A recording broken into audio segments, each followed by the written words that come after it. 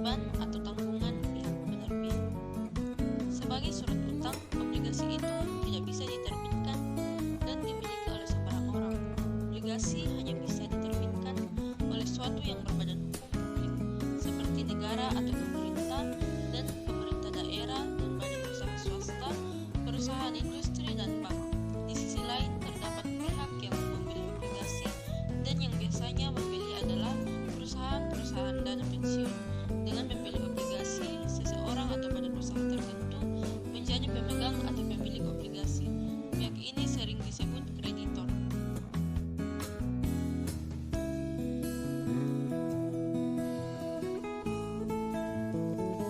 Ada beberapa macam obligasi yang bisa diterbitkan, antara lain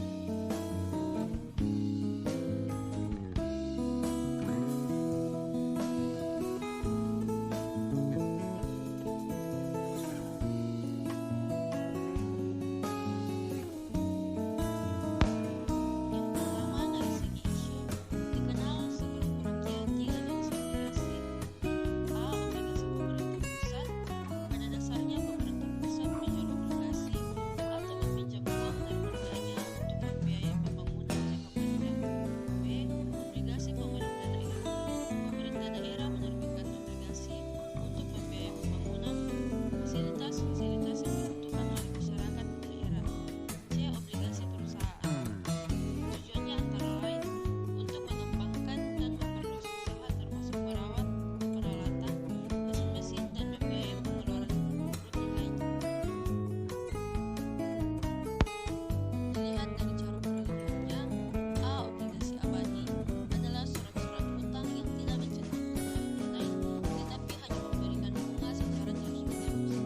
B. Perpetual notes mirip dengan obligasi abadi.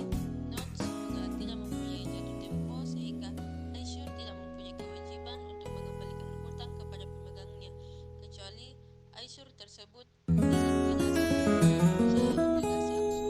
Obligasi angsuran alias yang pembayarannya dilakukan secara angsuran dalam jangka waktu Berdasarkan aspek bunganya, A. Obligasi bunga adalah surat utang yang diterbitkan karena kurangnya uang tunai untuk membayar bunga. B. Obligasi dengan bunga tetap, yaitu surat hutang yang memberikan bunga tetap yang dibayar pada setiap periode tertentu. C. Obligasi tanpa bunga. Konsekuensi dari obligasi yang demikian adalah pemilik tidak memperoleh pembayaran bunga secara periodik. Namun, keuntungan yang diperoleh oleh pemilikan obligasi yang demikian adalah selisih antara nilai pada waktu jatuh tempo, yaitu sebesar nilai nominal dan harga pembeliannya. D. Obligasi dengan bunga yang ditangguhkan adalah surat utang yang pada beberapa tahun pertama tidak memberikan bunga, akan tetapi beberapa tahun kemudian memberikan bunga yang tinggi. E. Obligasi dengan bunga yang variabel. Jenis obligasi ini diterbitkan untuk menghindarkan kerugian bagi para pemegang obligasi karena terjadi kenaikan tingkat bunga. Maka obligasi ini diidentifikasikan sebagai surat utang dengan bunga yang mengikuti tingkat bunga di pasar modal. Berdasarkan jaminannya, A. Obligasi dengan garansi. Perusahaan kecil atau yang tidak mempunyai harta yang cukup biasanya sulit untuk menjadi issuer. B. Obligasi dengan jaminan aktiva. Dalam emisi obligasi jenis ini, issuer memberi jaminan dengan aktiva perusahaannya. C. Obligasi yang dijamin dengan real estate. Jenis ini dapat dibedakan menjadi dua. Yang pertama, mortgage bond open end. Obligasi ini memberi kemungkinan kepada issuer untuk menerbitkan obligasi berikutnya dengan jaminan real estate yang sebelumnya telah menjadi jaminan. Yang kedua, mortgage bonds closed end, mempunyai hak yang lebih tinggi dari pemegang obligasi yang diterbitkan kemudian. Artinya, pemegang obligasi yang diterbitkan lebih dahulu memperoleh prioritas untuk mendapat pembayaran. D. Obligasi dengan klausul hipotek negatif. Obligasi jenis ini menunjukkan bahwa selama pinjaman obligasi berjalan, barang tak bergerak milik issuer tidak dibebani oleh hipotek. E. Obligasi dengan jaminan efek. Yang terjadi di sini, issuer memberikan jaminan kepada pembeli obligasi dengan efeknya sendiri dalam bentuk portofolio. F. Equipment Trust Bond. Untuk obligasi ini, pihak issuer memberikan jaminan kepada para pembeli. Obligasi berupa perlengkapan atau peralatannya yang dimiliki dan dipergunakannya untuk kegiatan usaha sehari-hari. Berdasarkan hak pemegangnya. 1. Obligasi berhak suara.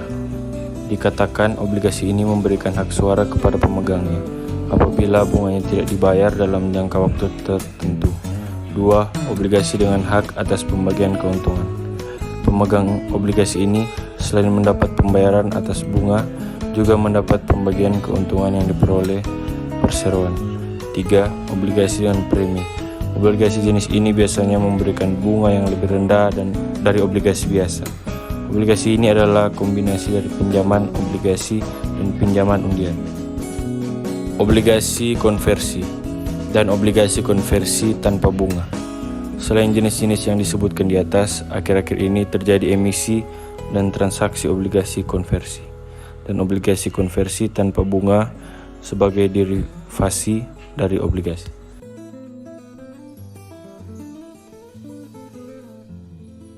Emisi obligasi. Disebutkan bahwa yang dapat mengemisi obligasi adalah pemerintah, BUMN, dan badan usaha swasta.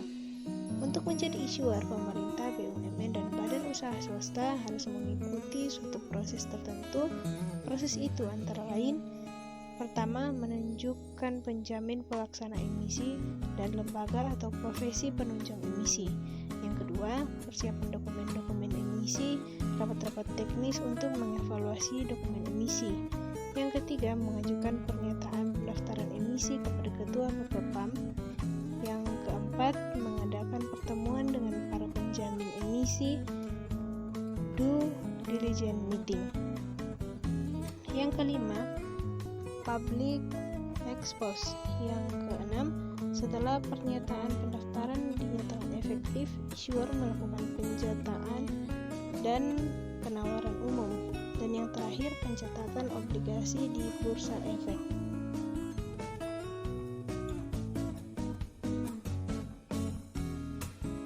Apa untung ruginya serta bagaimana kaitan obligasi dengan tingkat suku bunga?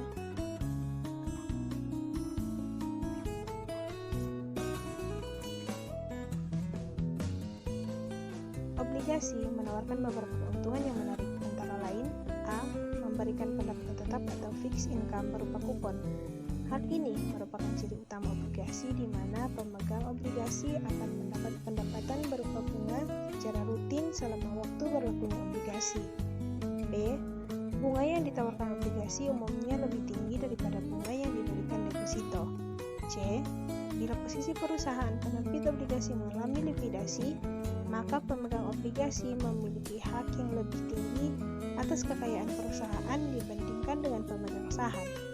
Dan bagian D, keuntungan atas penjualan obligasi atau capital gain. Di samping penghasilan kupon, pemegang obligasi dapat memperjualbelikan obligasi yang dimilikinya. Selain itu, obligasi juga mempunyai risiko. Beberapa risiko yang melekat pada obligasi antara lain: A. Risiko likuiditas, B. Risiko maturitas, C. Risiko default, dan D. Risiko tingkat suku bunga. Obligasi merupakan instrumen alternatif investasi dan sumber dana jangka panjang, biasanya di atas 3 tahun, dan instrumen ini amat besar manfaatnya bagi dunia usaha dan pembangunan bangsa. Bagi pihak issuer, emisi obligasi dapat mendatangkan dana pinjaman jangka panjang dari kreditur secara bersamaan. Biaya total dana pinjaman jenis ini relatif murah dibandingkan dengan pinjaman bank. Jenis serta persyaratan analisis investasi instrumen obligasi. 63 obligasi dapat ditentukan sesuai dengan kondisi keuangan dan kebutuhan emiten atau issuer. Dari sudut investor, obligasi merupakan instrumen yang menarik karena obligasi menawarkan berbagai jenis tingkat bunga yang menarik bagi investor yang aktif melakukan transaksi, instrumen obligasi juga dapat mendatangkan pendapatan berupa capital gain.